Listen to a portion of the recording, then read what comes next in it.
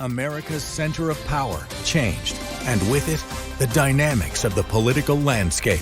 The consequences will reverberate locally, in Florida, on Capitol Hill, and on the global stage. Voters demanded change on the issues that mattered most: the economy, immigration, and social issues. Now, News4JAX goes beyond the headlines with political analysts who provide unique context and perspective. Experts focused on the issues making headlines. This is Politics and Power. Floridians go to the polls to elect a new governor November 3rd, 2026. Incumbent Republican Ron DeSantis, term limited, can't run for a third time. And Florida is considered to be a moderately to strongly red state. It has not elected a Democratic governor since 1994, nor a Democrat for president since 2012. Some perspective: DeSantis was reelected in 2022 by a 19.4% margin. That is a considerable improvement from the blue wave in 2018, when he won by a very slim 0.4% victory. Now, Casey DeSantis has yet to declare her candidacy, and it remains a key question in the midterm elections. So far, when asked if she would run, she said, quote, "We'll see." How do you feel about the issues facing Florida? Well, Florida's legislative leaders, that's a question as well, and the candidates shaping the field in the upcoming gubernatorial race to replace Florida Governor Ron DeSantis, we get a pretty good idea based on the recently released UNF opinion poll. Welcome to Politics and Power. I'm Bruce Hamilton. Joining me, the UNF researchers who conducted the poll, Michael Binder and Sean Frieder. Welcome. Good to have you here. Thanks for having us. So, looking ahead to 2026, the two Republican frontrunners in the GOP gubernatorial contest are Florida First Lady Casey DeSantis and Representative Byron Donalds. DeSantis held a narrow lead in that poll, and it should be pointed out it was of Republican voters. 32% of respondents said they would vote for DeSantis if she chooses to run. Donalds closely followed with support from 29% of Republicans. Donalds has President Trump's support. Does this stay a horse race throughout? Sean? I mean, those are close numbers to begin with. It's worth noting that polls this early out, be it a gubernatorial race, be it a presidential race, they can shift a lot over the coming period. We saw high levels of don't know with some of the candidates, with some of the related issues. So there's a lot of room to move here. That said, it's pretty clear that these two are the two that we're going to be talking about as the two front runners going forward. There's little positions of opening there, maybe for another couple candidates. Matt Gaetz polled in the high single digits, but really so far the game looks to be those two. Yeah, we're going to talk about some of the other people in the race and some of the related issues in just a bit, Michael. Let me ask for your opinion here. Yeah, I think it's important to consider that this is registered Republicans. And of those, it's a real close race. However, if you look at people that have a history of voting in the primaries, Donalds was up 15 points. So people that are likely to show up, he's way ahead. Conversely, people that haven't voted recently in primaries, she was up by 15 points. So that's really where the action is. If you can draw people that are maybe not as engaged into this primary, perhaps she can make up some ground amongst those people that are actually going to show up to vote. Yeah, there is a newly related issue that actually just came up. Ron DeSantis isn't playing nicely in the sandbox right now with a lot of the people in the Trump inner circle. If you look at what's going on, you've got Michael Whatley, who just entered a race in another state, and you've got the man who would have been Florida CFO, who may succeed him in the seat that Whatley holds as the RNC chair, and they're both very much aligned with Donald Trump, and Ron DeSantis has been blasting them. There was recently a conference that was held here in Florida, and Ron DeSantis was not given a high-profile position. He is alienating a lot of people who are very influential in the Republican Party, and that could basically haunt Casey DeSantis in the Florida gubernatorial race and skew those numbers down the road. It'll be interesting to see how that plays. I mean, to a certain extent, this is a question of process. How does DeSantis manage to break out and find himself a new coalition that could support him? This really goes all the way back to his decision to run for president. He's going to make an enemy of Donald Trump if he decides to run against him. He did, in fact, do that. So now, he's not going to necessarily be able to go after his base. A lot of what we've been seeing in Florida politics is a proxy for the Trump versus DeSantis coalitions in the state legislature. So, DeSantis now has to play this game where he's going to find it hard to gain back the people that are Trump people, can't get them in his pocket. He's going to have to find a way to get new populations. Some of that might mean criticizing actors in the party that otherwise wouldn't be criticized by Trump. It's going to be nevertheless difficult for him to find that way to distinguish himself without further worsening that problem. Yeah, but if you look at what happened, he and Trump are all chummy down at Alligator Alcatraz, not like they were during the primaries, but hey, it's politics, so things change. President Trump's support, is crucial here. In an interview with Newsweek magazine, Donald's key strategist Ryan Smith said, Donalds will win no matter the field. And that's a reference to the poll having been taken among GOP voters. When you look at other demographics in the electorate, is Smith right? The field doesn't matter here? No, I think the field will matter. And again, we're a long ways out, but I also think it's going to be important, how this race plays out. Does Casey DeSantis get in? Because she's the only one with name recognition that could attempt to really go against a Trump-endorsed candidate. What happens 6 months from now? Does Trump still vocally endorse Donalds again? Or does something happen between those two? Because as you know, relationships with Donald Trump are tenuous and oftentimes short-lived. So that's important to consider. And then, again, you alluded to that event over the weekend. That was about Susie Wiles. And she is somebody that's really important in this race, from the area, long ties to the area, exceptionally influential. And her past with Ron DeSantis is really checkered, to say the least. Yeah, she was tight with him, Sean, at one point, and then they had a falling out. So, yeah, there's so many variables here. If there's anything with the Trump administration, nothing's consistent. That's right. I mean, I agree with my colleague. Donalds has the advantage until he doesn't. Several things could happen. The Trump endorsement could be withdrawn and given to someone else. We've seen things like that happen in the past. Trump himself, although I think this is a much longer shot, could lose some popularity amongst his base, in which case that would provide more of an opening for a non-Trump endorsed candidate. I'd probably worry if I was Donalds more about losing Trump's favor than I would about Trump losing his own base. But again, I do think that there's more of a field to play here as we go along. Yeah, he just got Rick Scott's endorsement. Donalds did. Does that really matter? No. No. Yeah, we'll talk about Rick Scott because he got a very favorable rating, but I don't know what that means. Others expecting the race, you mentioned some of the names. You've got Matt Gaetz, Miami Mayor Francis Suarez, the Commissioner of Agriculture Wilton Simpson. They polled in single digits. 18% of those polled were undecided. These three probably won't matter, but the undecided vote and who goes to the polls might matter more in the end here, right? This is a turnout game, as Mike said. Who shows up is going to be a big part of this. And again, if you look at who shows up, it's really difficult to get people to show up to these primaries unless they're highly motivated. That means if I see Donalds with this huge advantage right now amongst those primary voters that voted last time, I would think he would have the advantage going into this. So if Casey DeSantis does decide to run for that, it's going to be her game to try and find new ways to bring people into the fold and maybe not say that they like her, but say that they're actually willing to take that extra step of voting for her. I'll also throw out there, I think that some of the people that we listed there, at the very least Francis Suarez, I'm not saying that I think he's going to win, even be a second place contestant. I'm saying that there's a chance. And we see that in some of the other numbers I'm sure we'll talk about. There's some weakness in the Trump coalition, at least a little bit, even amongst Republican younger voters and amongst Latino voters within the Republican Party. I think that could create an opening for him, but again, we're a long ways out. Yeah, and that's an interesting point because there was a national poll that was done not too long ago. So you've got a lot of Republicans and Democrats who right now are defecting from both parties and they're registering as independents. And that's very telling, Michael. It is, but this is a long-term trend. This has been going on nationally for decades, really. The problem is those folks are less likely to show up on Election Day. And if you're not registered in a party, you're not going to be voting in a Republican primary.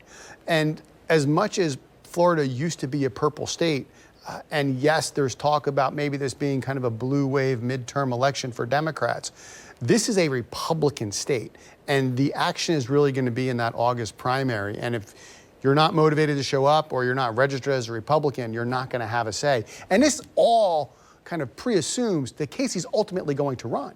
She very well may not, and they may be putting all their chips in Iowa in 2028, and having her stuck in Tallahassee might be a hindrance for them. Oh, that's an interesting point. Also have to point out that in earlier polling, Casey was a clear favorite, but her support has all but disappeared and is inside the margin of error of the poll, which is plus or minus 2.77 percentage points. Is that telling to you?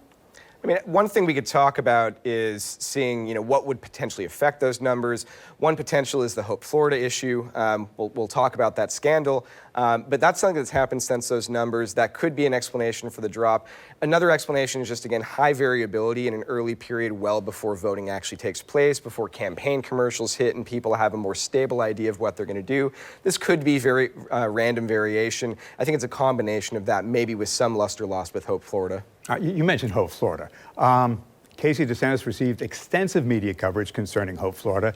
It's an initiative she spearheaded designed to help Floridians move off government assistance by connecting them to a clearinghouse of services offered by nonprofit organizations, faith-based communities. It's been under scrutiny for months following reports that it gave $10 million from a Medicaid settlement with a giant managed care plan to two nonprofit organizations.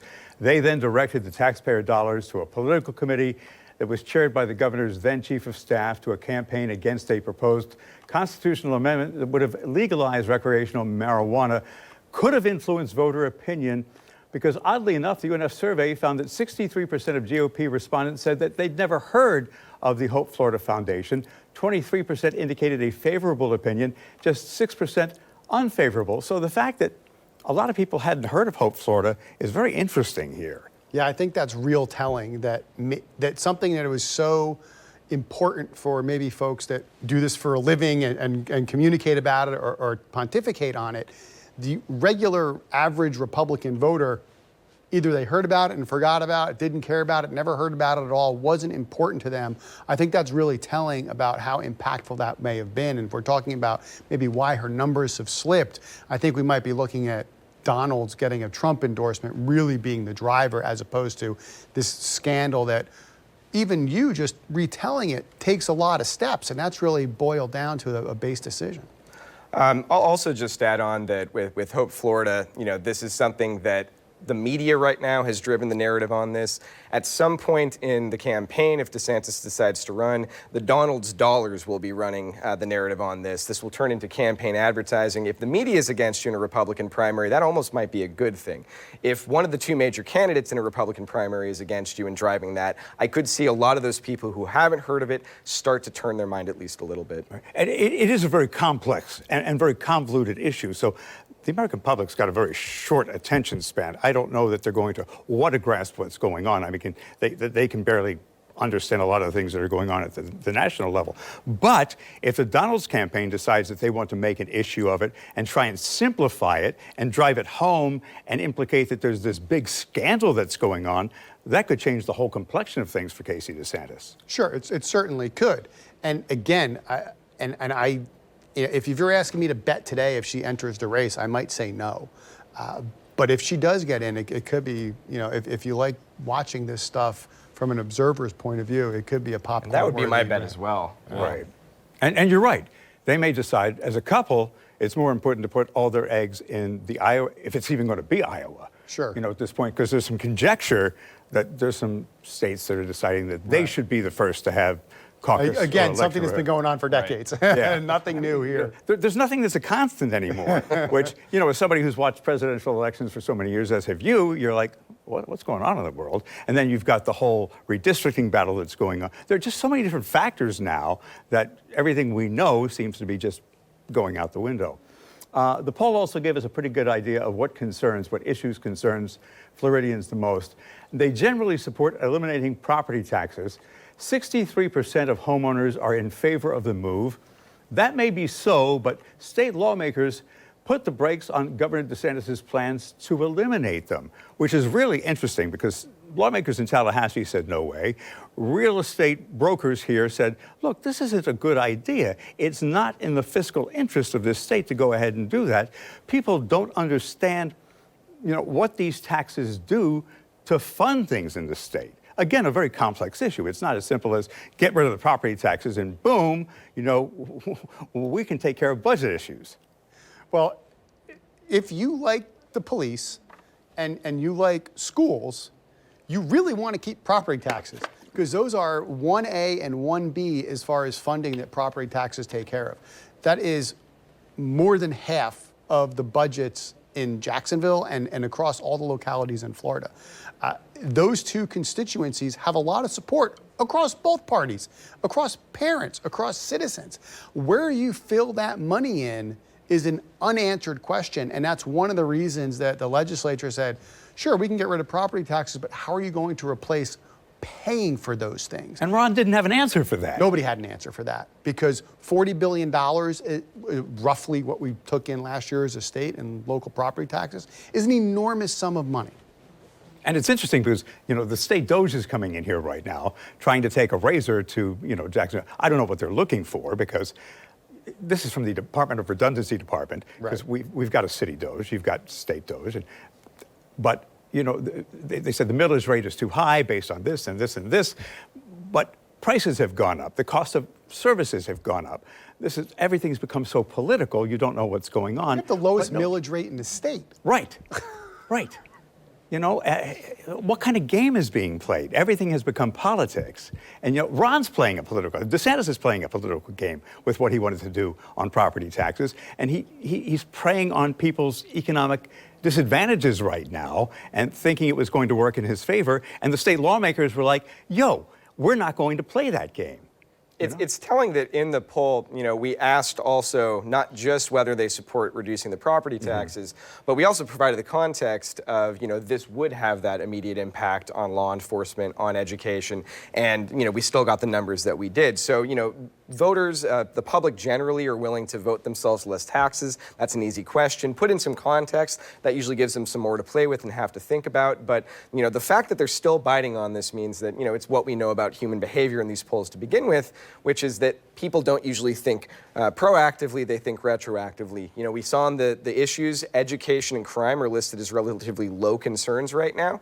Property taxes go away, education and crime starts getting noticeably worse. I'm guessing that we would see those numbers start to go back up, and not before damage has already been And that's done. a big flip. So let's talk about that, because, people are hurting right now. And the affordable housing issue is a big one in this area, and maybe that's why property-related issues were among the biggest concerns in that poll. 20% of the respondents said they were worried about the skyrocketing cost of property insurance. Housing costs, 16%, 12% property taxes. Do you think this entire property tax debate influenced the polling, or that today's economic realities combined with that, flipped the concerns of people here in Florida? I think property taxes being that high in and of themselves is probably driven a little bit by the conversations from Tallahassee legislative session this past spring and the governor's wishes. But if you add those three things up, that's 48% of the most important problem is somehow involving cost of living at the housing level. That's an enormous, and this is Republicans. This isn't Democrats, this isn't NPAs. They tend to be an older group, an older population. That is stunningly significant. And this is something that we have not seen in any of our polls dating back, the 12 years that I've been running them. It's a really, really big deal. And it is a fundamental change that folks in Tallahassee need to pay attention to. Is there a message there for Democrats who, haven't figured out what their messaging should be here in Florida or nationwide? I mean, to a certain extent, you can go back to the 90s and talk about James Carville's It's the Economy Stew, but I think to a certain extent, that's always operating on some level, that it comes back to economic forces. I do think that the conversation in Tallahassee puts the keyword of property taxes in people's head, so that that's what they're more likely to spit out. But, at the end of the day, we know how little people do tend to pay attention to state and local politics, unfortunately. I have to think that a good chunk of this is driven by genuinely risen concerns, just seeing higher prices in daily life. But think about property insurance, right? I mean, 6 years, my property insurance has tripled. Those are big numbers, and especially if you're looking at somebody, and a large number of seniors tend to fall into this Republican group category. They can't go out and get a raise, right? They're living on a fixed income retirements. They're not budgeting for these types of enormous increases to their daily costs. And those are real concerns. And those are things that, if you look around the country, aren't changing as much as they are here. And that's why Tallahassee really needs to do something about it. And if people are asking why, it's because of the hurricane damage that's been done. It's because of the storms that have come through here. And the insurance companies that, offer the coverage here, a lot of them have gone under. Sure. Yep. But so who's going to pay it? Right, but it's not just that, right? There are other things. The way the laws are written, allowing for lawsuits, allowing for the roof scams that are done. There's a lot of things at play here in Florida.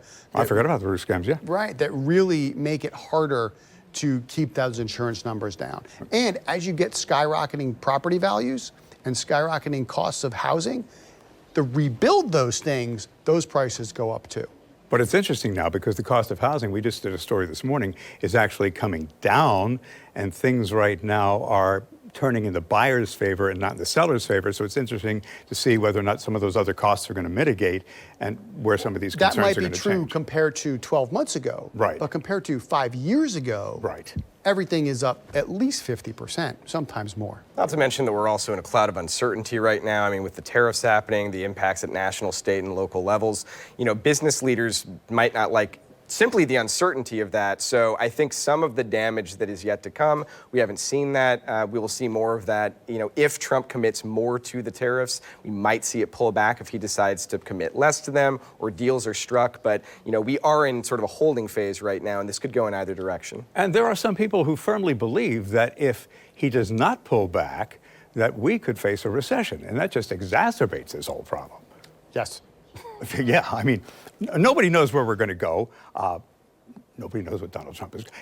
And that's the problem. We don't know with Donald Trump what's rhetoric, what's real, and that's become a big issue. And the markets are starting to react more to that, and the actual on-the-ground economy consumers are reacting more to that. Particularly in touristy communities throughout the summer. Businesses have been down a little bit. There hasn't been as much travel.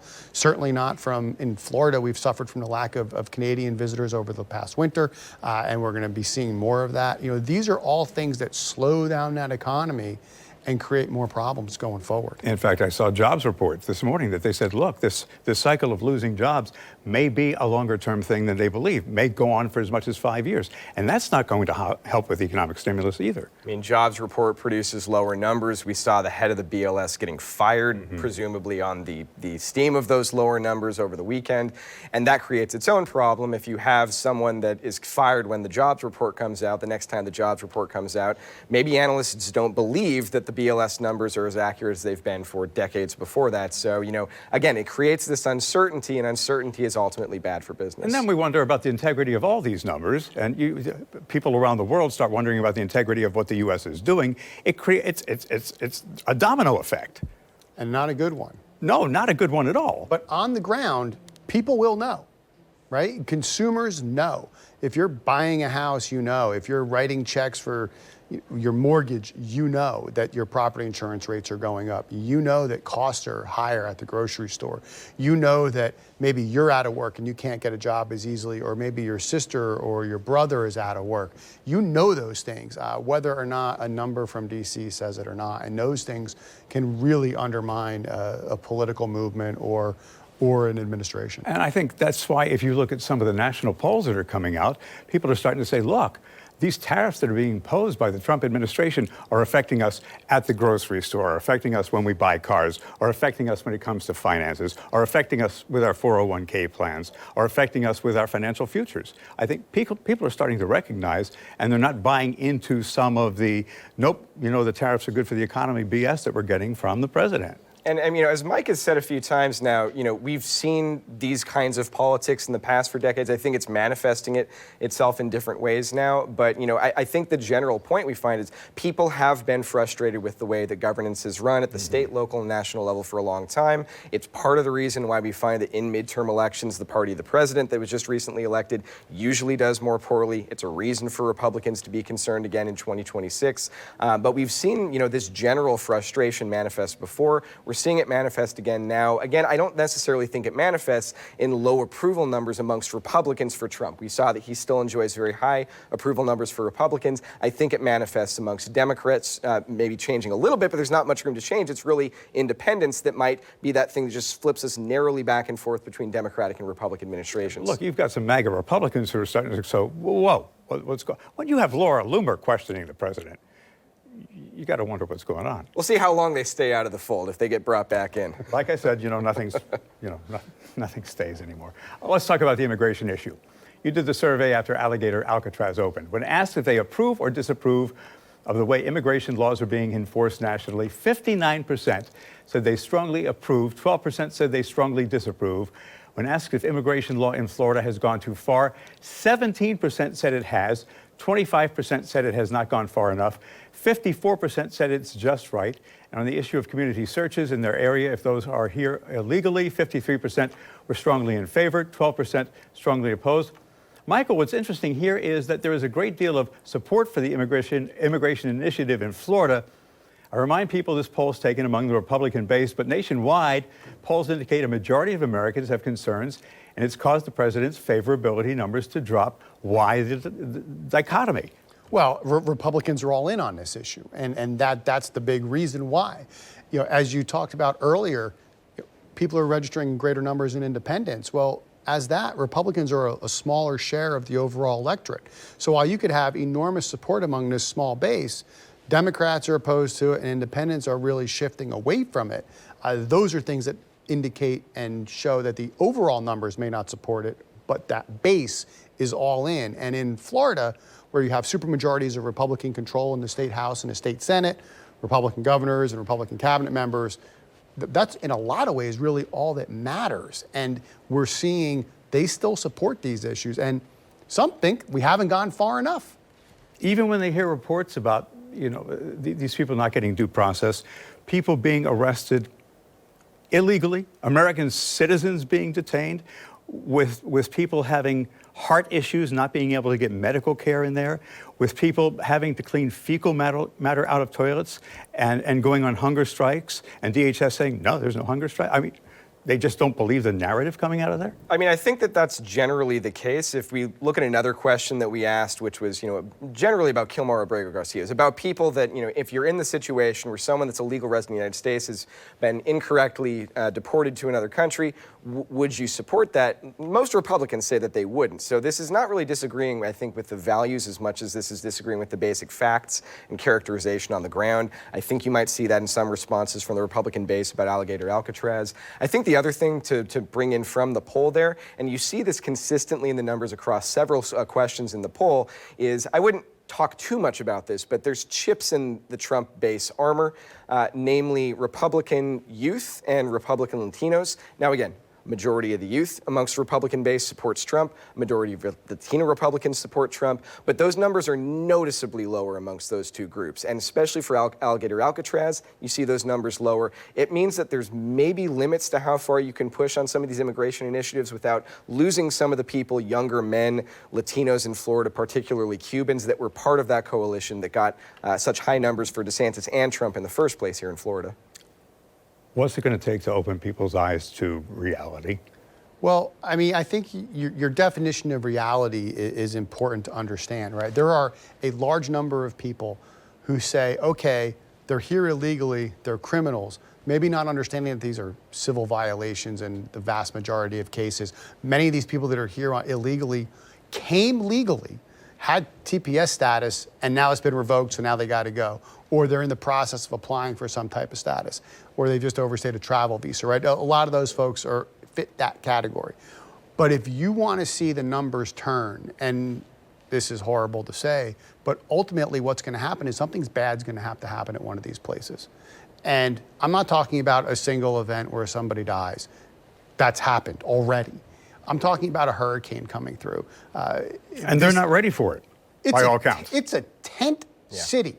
If you've ever been in a tent in Florida with an ocean sea breeze on the beach, you know that it's not going to stand up to a meaningful hurricane. You can be in a condo on the beach in a hurricane. And it's a problem. Right. Right, exactly. And those are the things that ultimately will change large numbers of people's minds on something like this. That being said, you don't want that to happen because of the potential loss of life. Dare I say January 6th, and people still don't think that there was something wrong with it? There are those who don't think that that was not an attempted coup? I mean, I know you're not going to comment. I probably shouldn't have said that. As Mike says, I mean, it's probably going to take a tremendous loss of life to seriously move the numbers on this. I hope we don't see that. I think that even if that were to happen, I think there would be some disappointment in how little the numbers move even after an event like that. I mean, I agree. If anything's going to move it, it's going to be something that you are forced to pay attention to, that doesn't go off the news for weeks, that involves a tremendous loss of life that can't be spun in some other way. But bases want to believe what bases want to believe, and it doesn't shift too much, even in the face of pretty big events. If you look at Trump's approval ratings during his first term, after maybe about the first 8 months of the honeymoon period loss, they are pretty much flat across the remaining 3.5 years. You take somebody who has been convicted of child trafficking, child sex trafficking, from a federal security, maximum security prison, because she's talked to somebody in the DOJ, to a minimum security facility as payoff. Not something wrong with that? I'm talking about Ghislaine Maxwell. There's something wrong with that. I mean, people get moved from facilities but people are blind all to it. over the place. Oh, come on. There was a deal made, and there's talk about pardoning her. What she did was egregious. She has been convicted. Oh, I'm going to get in trouble. You're going to give me hate mail. I get hate mail all the time. When Politics and Power continues, what the survey suggests Florida voters think when it comes to legalizing recreational marijuana, and about those in a position of power. Stay with us. Welcome back to Politics and Power. Bruce Hamilton, along with UNF political scientists and researchers Michael Binder and Sean Frieder, talking about the latest UNF public opinion survey. The respondents, Republican voters, efforts continue to get an amendment to legalize recreational marijuana on the ballot for the 2026 midterms. It barely missed the mark last go-round. The UNF poll of Republicans had 40% of respondents saying they would favor legalizing recreational marijuana and 58% saying no. When you look back to 2024 and the election then and the outcome and what we see in the poll here, what does it tell you looking ahead? Michael? Well, I think things really changed when DeSantis came out and directed the Hope Florida money, but also a litany of state resources and private donations against both Amendments 3 and 4. And we saw Republicans turn on that ballot measure as a cue from the leader that they liked to not support it. But still, it got 57%, right? Every other state in the country this passes, we have a very high bar for our ballot measures. 60% mandate. 60%. Going forward, you're going to need to get that number up a little bit. 40% of Republicans is not going to be enough to get this thing to pass in the fall of 26. So you're going to need to see that get closer, maybe not over 50, but close to 50 in order for something like this to go through. Yeah, I mean, it was difficult even as a draw 50 from the Republican base. I'd say it probably has to go a little bit higher than that to be feeling really good about it. It's numbers that I would imagine as they're right now going around trying to petition to get that back on the ballot for 2026 and beyond. I would look at those numbers and those would make me pretty nervous that probably, since we've last polled significantly on this, since last October, the numbers have probably moved in the direction you don't want it to move amongst Republicans. Now, maybe amongst Democrats, it's moved enough in the other direction to offset it. I don't think so for a number of reasons. This makes it really difficult to pass when it's 60% with already a terribly high threshold. Right. I think they had some trouble getting the signatures, too. It was like pulling teeth to get the signatures they needed. Well, it's hard because the Florida legislature has instituted a ton of rules to make it more difficult to collect these. You need millions of signatures. It's not like you get 100 signatures and you're on the ballot. You need bodies to do that. You need people to do that. And they've really clamped down to make it more difficult because if you're a party in control and you control the legislature and the governor's office and the courts, you don't want any other ways to come in to pass policy that you don't support. So you always want to stop direct democracy and ballot measures to prevent citizens from getting an issue passed that maybe you don't like. And they tried to restrict who can collect signatures and the entire process. Focus on the respondents' views of those in positions of power. No surprise, an overwhelming 82% of the respondents do back President Trump. The state voted for him. He lives here. That number comes at a time when his favorability rating across the nation is dropping. And asking about the president, how was the question framed? I mean, importantly, we just ask about the favorability of these people, list a name and let them read into that person, whatever the context is. Those numbers are going to bounce around a lot if you provide the context of in light of this scandal or in light of this particular issue. Trump's numbers have been dropping since his inauguration. That is a pretty common pattern for presidents to come in. They have a honeymoon period of about 6 months. people give them the benefit of the doubt. Their numbers drop by about 10%. They hit that mark, and then they just kind of trail on from that point. I don't see any reason to believe that that's necessarily going to be any different this time. Trump, started out it's kind of a 50-50 margin. He's now underwater by about 10 points. It wouldn't surprise me if a year from now, 2 years from now, we were talking about something like an 8 to 13 point net negative for him, which is, consistent with his first term, but also consistent with Biden and a lot of other recent presidents. All right. And Michael, Governor DeSantis received a very high 83% approval rating. But as I said earlier, he keeps making powerful enemies in Donald Trump's GOP. How might that all factor in, his future? Because he right now wants to make a presidential run. His wife's potential run to succeed him, if in fact she does stay in, which you've pointed out. Yeah, I think being liked by your base is the first step to any successful run, so that's important. But, the acrimony between the DeSantis team and the Trump team has mellowed a little bit on the outside. Whether or not underneath all of that it's changed is a different question. But on the external, they've tried to at least publicly mend fences. You alluded to them getting along at Alligator Alley, and maybe there hasn't been as many lobs in public back and forth. But this is what's important. Presidential politics, even though there's big money and it's a lot of TV and all those things, your ability to connect with people maybe that you don't know in Iowa, in New Hampshire, in other parts of the country. He was in Iowa and got swamped by Trump. Every other Republican candidate that's run for president in the last 10, 12 years has had the same experience. So this is not unique to him. Can he put that together and connect with people in these tiny little churches, in these little diners in Iowa in a year and a half from now? I don't know is the question, but it's not going to be whether or not him and Trump get along or him and Susie Wiles get along. It's can he connect with voters one-to-one in diners in Iowa? Look, I've known the DeSantis for a long time. I mean, Casey works here. He's not a touchy-feely kind of guy. No, this would be asking him to play to his weakness, frankly, and that's why I think he has a difficult path going forward at the national level. And that's why what we're going to talk about next kind of surprised me, because Casey's likability rating wasn't very high. Slightly more than 50% of the respondents backed her. Not that she got a big unfavorability rating, but it's an interesting dynamic because she is, more approachable to a lot of people. I mean, she was in television. She is a very good speaker. She did face that cancer battle, and she talked about it very publicly, was very open about it. And, when she approaches people, she's very friendly. She's, dare I say, the opposite of Ron. And part of this is there was a lot of don't knows in the Casey DeSantis favorability question. So people don't really know her as much. They're not as exposed to her as much, which is understandable, right? She's the first lady. We know her here. She's not. Maybe not, not. And she's the first lady. She's not in an elected position yet. So that makes a ton of sense. But no, that's what makes the DeSantis Donalds potential race so interesting. She would be very good on the campaign trail. She would hold up really well coming here and talking to you or talking to any other media members. I'm not sure that Donalds will do that as well in unfriendly territory. Sure, he's great on Fox News where they're throwing him softballs, but can he handle a curveball? Can he handle high heat? I think she can.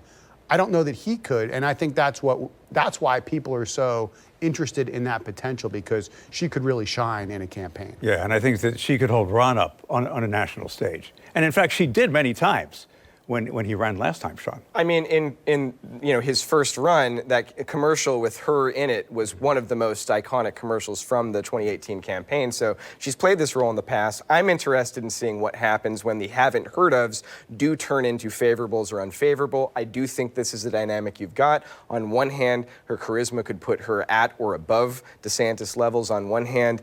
On the other hand, the Hope Florida scandal could, as lots of people have not heard about it, sour that a bit. All I'll also throw in a third factor, which is just generally, if we look at the relatively small sample of people whose husbands were in elected office and then want to run themselves, their favorability numbers don't generally match their husbands. I mean, Hillary Clinton, Bill Clinton, we could obviously go there. Michelle Obama has been asked to be drafted, or not herself, but her base has suggested she should be drafted into various things. These never pan out. There's a large literature in political science and what we call the double bind, that when women run, especially for executive office, they face different challenges than their husbands might. If you go too hard in terms of seeming like you are an authority figure, they might see you as not feminine enough. If you go the opposite direction, they might not see you as decisive enough. So just being a female politician, she might have more of a difficulty in that way attracting some of the base. But it's hard to say with the haven't heard ofs being so high. They're scrutinized much differently. Rick Scott. Scandal didn't hurt him because there was a whole scandal about the way he ran his business. He is uniquely unpopular statewide, but the UNF poll indicates most of the respondents don't have a problem with him. He suffered from a gender gap, an age gap in the past. Why a fairly decent show of support for him? It's Republicans. I mean, that's the answer, right? That's all, just because he's a Republican? Well, he's on their team. He's on the Republican team, and Republicans are generally predisposed to like Republicans. If he was a Democrat, and we asked this about Democrats, you'd see high numbers there too. That's what I'll also take away the silver lining here a little bit for him. I mean, his numbers are positive. I think they're in the 60% range. I think it was something like he has a 2-to-1 favorability margin amongst Republicans. Right. DeSantis and Trump, they have like 6-to-1 favorability margins. So he's popular, as Mike said, because he's a Republican, but there's definitely, if I was part of his team, I would look at the weakness in those numbers, and that's what would stand out to me, not necessarily that a majority of Republicans like. And if I'm also on his team, I'm looking at the fact that I've won a bunch of races statewide. And so do I care? Yeah. Right. Do I care? And it's I'm funny, able to win. Because the senator comes in here quite a lot, and he's very different when it's one-on-one than when he's, up giving a speech or he's politicking and things like that. He's two different people. Right, and it's that's very strange. And that's the trick, and that's why politics at a big stage is so difficult, because you need to be able to have that individuality, one-on-one, where I can talk to you and connect with you. But I also need to be able to do that to a room of 100, 200, 1,000 people, where those people feel like I'm individually talking to them and meaningfully connected with them. That's hard to do. That's not something that you can learn if you don't have it. Yeah. It's innate in a lot of ways. You can tweak it, you can work on it, but it's innate. And it's two different skill sets that don't necessarily pair together. Someone that's good at that interpersonal thing is not necessarily good at giving the home run speech and vice versa. Yeah, whether or not it's honest doesn't matter. No, just the ability to connect. To schmooze.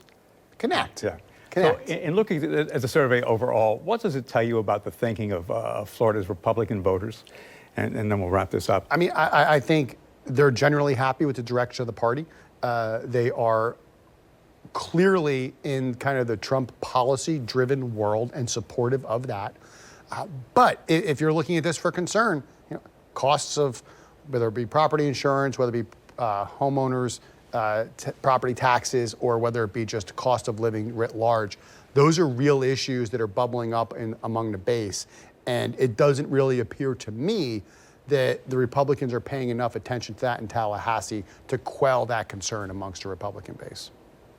I mean, I agree. That said, Republicans in Florida, they've dominated the state for decades. I don't see anything in these numbers that suggest that at the state level, Republicans are in serious trouble, at least especially amongst the major actors. That said, again, in the numbers, we do see some maybe potential cracks in the base coalition. Young people and Latinos were consistently amongst Republicans, more likely to say that they weren't happy with something than people outside of those groups. So if we start to see actual cracks in the base, it would start, I would think, coming from one of those two, if not both sources. I still don't see a lot of evidence to think, though, that there's going to be a major shift anytime soon. The base tends to be happy with what they elect people to do, and it's increasingly easy for the elected officials to kind of tell the base whether or not they should be happy about certain things. I think that's easier on something like Alligator Alcatraz, that's very removed from their own lives. On something like housing costs, that's a lot harder to tell them that reality isn't reality. It's also true that the young folks and the Latinos that we talk about are least likely to vote. So you might not really see this play out at the voting booth anytime soon. And, I think the three of us have all talked about this before. The outcome of the election last go around, the presidential election at least, was influenced by not those who voted, but those who didn't vote. Right. And the answer to this last question will probably be more theoretical. If I were to ask you about, what the Democratic voters think, and since you didn't poll them most recently, would it be, what the heck are you all about, and who the heck is your leader? But a lot of times, out parties have that struggle anyway. Always when there's a president leading a party, that's what the party becomes. Democrats, oftentimes as an out party, don't have a leader, right? If you think about even during the Bush era, going back 20 years, what did the Democrats really stand for against, maybe I was against the war or maybe I didn't like Bush. They had that trouble then. Same thing. With Obama, Republicans struggled. They had like the Tea Party movement and some things like that, but nothing really coalesced. No definitive. Yeah, there was no definitive bang, until Trump came around. I mean, more recently during the Biden administration, Republicans did have a sort of king in waiting in the form of Trump. DeSantis was thought to be like a maybe second runner-up to that. Republicans, I think, in the last several years before this, did have someone they could at least look to for that. Now, there's of course names for the Democratic Party. We've talked about it on the show before. I could list a dozen names that might be in the running, but the fact that there's just not that one name that cuts through all the noise, that's an indication. The fact that the base is divided on a number of key issues. We just saw a pretty key vote on Palestine happen in the Senate that split the Democratic Party. This is going to be a major issue in any Democratic primary for president that comes up, and I think a lot of people in the party are hedging their bets. They're waiting and seeing, and that's actually something that's pissing off the base right now. So that makes it difficult for them. Republicans have to like the fact that the Democratic Party is, despite their own party's concerns, they're somewhat in disarray right now. Yeah, and I think there's somebody waiting, in the background, in the woodworks. I'm not suggesting that Jimmy Carter was the person, but there's somebody like Jimmy Carter who was an unknown, that the nation, they weren't aware of who he was, and all of a sudden, this person comes out with a Superman cape and is, the party's front person that nobody knew about, and all of a sudden just appears. And I don't know if it's going to be this election cycle or, down the road. But if you're drawing that analogy to 76, which is almost 50 years ago. I know, I'm dating myself, yeah. Right, but you might be in a similar situation, right? A scandal-plagued president coming off a really troubled back half of a second term. Potentially that could be the case again here, especially if the Republicans get control of one of the houses and they can then initiate some investigations. There can be real scandal. What if there's a real recession? Things could turn bad for the Republicans in 28 and give an opening to Democrats. Right. I mean, the person that becomes that nominee in 2027, 2028, I've said for a long time, I don't necessarily think that we know their name right now. I mean, if we had this conversation 6 months ago, Mamdani wouldn't even be a name on the radar. I'm not saying that he's going to be that person for 2028 for the Democrats, but again, it just shows how quickly someone can catch fire. And I think especially that's the case when there's a party, the base is desperate for someone that really checks all the boxes for them. I don't think they have that person yet, so I still think there's a pretty good chance it could be someone whose name we aren't really thinking of right now. Right, and it may be like James Carville said, maybe it's the economy stupid, maybe it's the Epstein scandal, maybe it's something that we haven't found out about. Appreciate you watching Politics and Power. Michael, Sean, always appreciate you, and thanks for watching. See why every day more people are choosing News4JAX, Northeast Florida and South Georgia's #1 source for local news.